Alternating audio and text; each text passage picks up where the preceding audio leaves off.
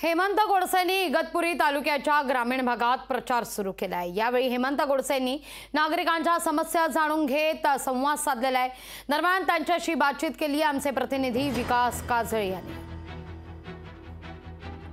आपण महायुतीकडनं आपण उमेदवार आहात आणि ग्रामीण भागामध्ये डोर टू डोर आता चालू झालेला आहे तुमचा प्रचार।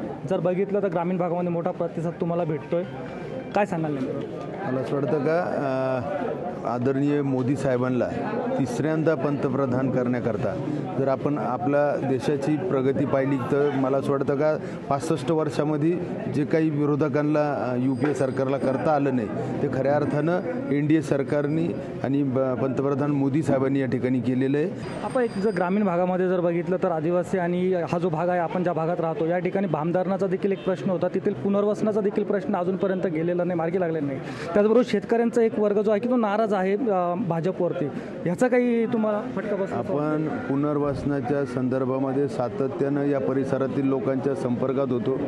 पुनर्वसनामध्ये जी काही अपूर्तता होती ती पूर्ण करण्यासाठी त्या ठिकाणी जो काही निधी 3 कोटी। लोकशाही मराठी ऐका, पहा, जागरूक रहा।